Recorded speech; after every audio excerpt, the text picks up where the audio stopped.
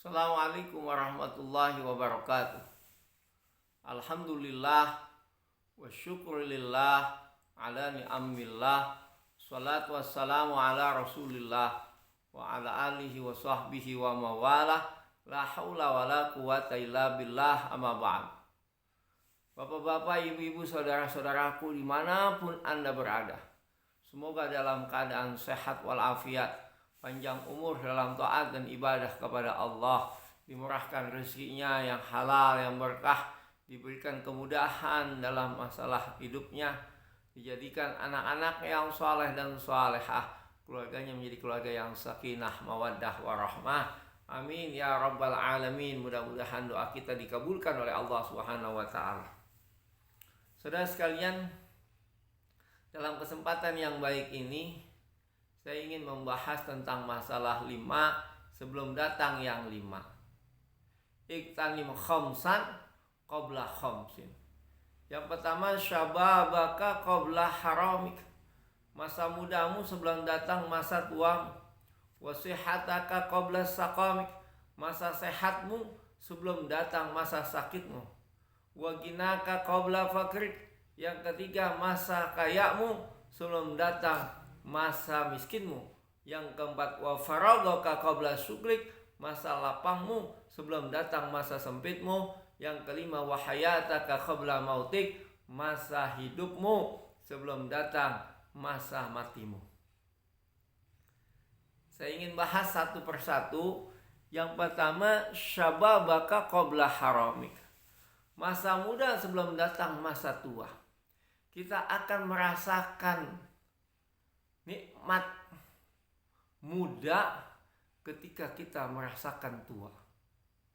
Ketika kita masih muda, kita belum mengetahui bagaimana nikmatnya masa muda kita. Tapi ketika kita sudah tua, sudah nggak bisa bergerak, sudah nggak bisa hidupnya seperti di saat mudanya, baru dia berkata, sayang, di saat saya muda tidak saya manfaatkan kesempatan muda saya untuk usaha, untuk beramal, untuk mencari ilmu dan lain sebagainya. Nih, muda tidak akan datang yang kedua kalinya.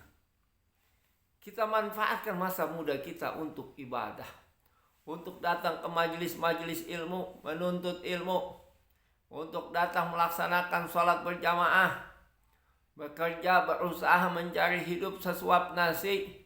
Nanti di saat kita tua, baru kita akan memetik hasil dari apa yang kita tanamkan di saat kita masa mudanya. Jangan sudah tua, masih bekerja, modal nggak punya, harta nggak ada, akhirnya sudah tua masih mencari kehidupan dunia. Kemana masa mudamu? Kenapa nggak dimanfaatin? Sudah tua, udah lemah, masih mencari uang. Bukan nggak boleh, silakan aja. Tapi jangan terlalu berlebihan. Kenapa terlalu berlebihan? Karena di saat mudanya dia enjoy saja, santai-santai saja. Sehingga akhirnya yang dia tanamnya sedikit, hasilnya pun sedikit, bahkan bisa nggak ada. Jadi di saat tua dia masih disibukkan oleh dunia, ibadahnya semakin jauh kepada Allah. Kapan kita akan ibadah kalau sudah tua aja kita tidak manfaatkan untuk mendekatkan diri kita kepada Allah Subhanahu wa taala. Yang kedua, wasihataka qabla fakir. Masa sehatmu sebelum datang masa sakitmu. Kita sehat, kita bersyukur kepada Allah Subhanahu wa taala. Kita manfaatkan kesehatan itu untuk mendekatkan diri kita kepada Allah. Kita manfaatkan kesehatan kita untuk berusaha, bekerja keras. Karena tidak semua orang diberikan kesehatan. Coba kita lihat, ada orang yang kaya tapi dia sakit. Dia tidak menikmati kekayaan yang dimilikinya. Ada orang miskin sehat tapi duitnya nggak punya, itu juga kurang bagus. Yang bagus udah kaya, hartanya berlimpah, dekat dengan Allah, nah sehat, nah itu yang bagus. Yang parah udah miskin, sakit, nah itu yang bahaya. Udah miskin, sakit lagi, ibadah enggak, nah itu parah tuh. Kayaknya kita jangan sampai begitu. Mumpung masih muda nih, kita manfaatin kesehatan kita.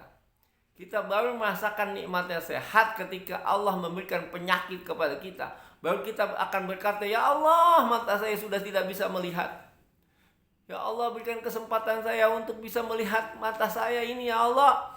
Kalau dikasih bisa melihat, saya akan ibadah kepadamu. Saya akan membaca Al-Quran. Saya akan menghafal Al-Quran. Itu ngomong doang. Baru terasa dia ketika dikasih penyakit oleh Allah. Matanya gak bisa melihat, kakinya setruk. Betapa besar nilai kesehatan yang Allah berikan kepada kita. Mata ini, kalau seandainya ada yang mau bayar kita 1 miliar, mapi mata kita dibutakan, mau gak kita? 1 miliar, dua-duanya 2 miliar, kaya kita.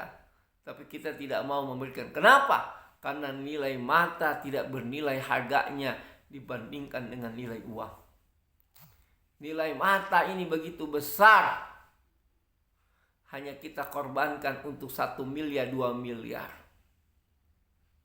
Jadi bersyukurlah orang yang diberikan kesehatan, yang bisa memanfaatkan kesehatan itu untuk mendekatkan dirinya kepada Allah, membaca ayat-ayat suci Al-Quran, mentadaburi Al-Quran, mengamalkan ajaran Al-Quran. Yang ketiga, waginaka qabla fakir. Masa kayamu sebelum datang masa miskinmu. Kita kaya, tapi kita berfoya-foya, maksiat, bermain dengan para wanita penjajah cinta, mabuk-mabukan, minum-minuman keras, berjudi dan lain sebagainya. Harta yang diberikan oleh Allah Subhanahu wa taala, yang diuji dengan kekayaan, tapi harta itu justru bukan mendekatkan diri kita kepada pemilik alam semesta, malah justru kita jauh dari Allah Subhanahu wa taala.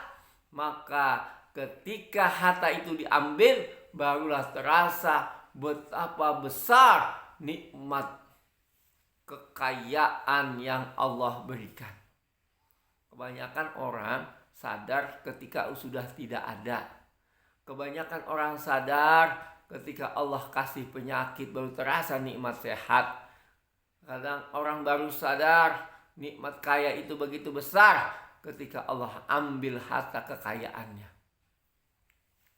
Makanya harta yang banyak manfaatkan untuk berjuang di jalan Allah, untuk membangun masjid, mushola, majelis-majelis ilmu, memberikan sedekah kepada anak-anak yatim, kepada orang-orang yang membutuhkan, berinfak, zakat dan lain sebagainya.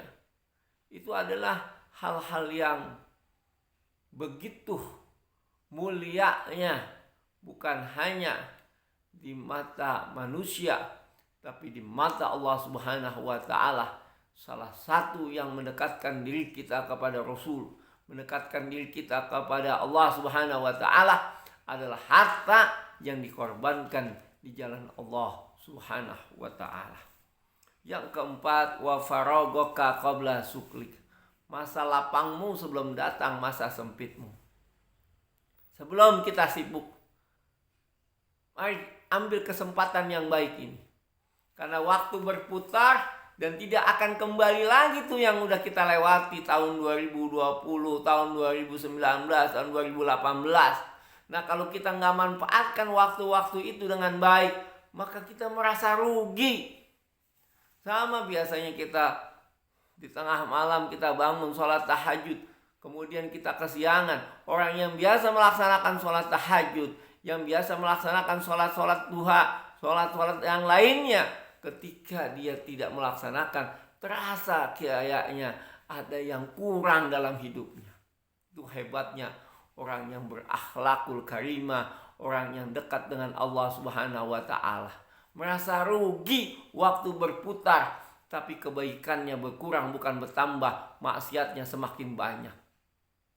Oleh sebab itu, mumpung masih sehat, mumpung masih muda, mumpung Allah berikan kesempatan, mumpung waktunya ada, manfaatkan waktu itu untuk menjalin tali silaturahim kepada orang tua kita, sahabat kita, saudara kita.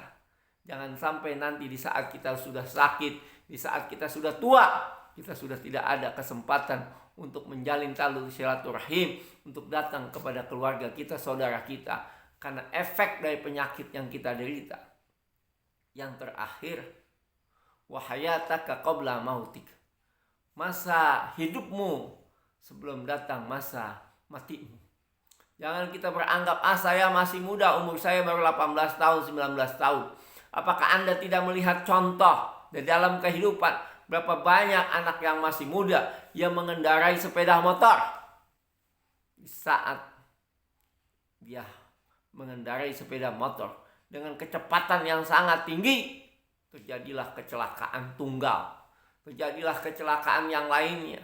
Motor menabrak mobil, mobil menabrak motor, motor menabrak tiang listrik, menabrak orang dan lain sebagainya. Yang akhirnya saat itu pula sang pemuda itu meninggal dunia dalam keadaan mabok-mabokan. Astagfirullahaladzim. Di saat mudanya dia belum bertaubat, memohon ampun kepada Allah, tapi nyawanya di saat itu sudah selesai. Barulah ia berkata, ya Allah, panjangkan umur saya barang sehari, barang sedetik ya Allah. Saya ingin menghapus dosa-dosa saya ingin bertaubat kepadamu ya Allah. Itu kesempatan yang sudah tidak bermakna, karena pada saat itu dia sudah meninggal dunia.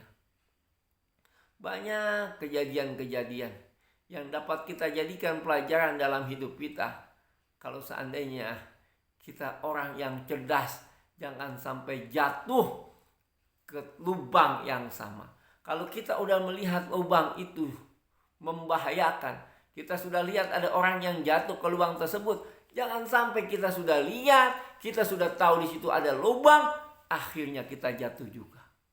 Sudah banyak kejadian-kejadian yang kita lihat dengan mata kepala kita sendiri. Orang saat itu dia belum bertaubat, sedang mabuk, sedang maksiat, dia mengendarai mobil, mengendarai motor, atau hanya berjalan kaki di jalan kendaraan. Pada saat itu ajalnya telah tiba. Na'udzubillah summa na'udzubillah. Mudah-mudahan sekelumit dari 5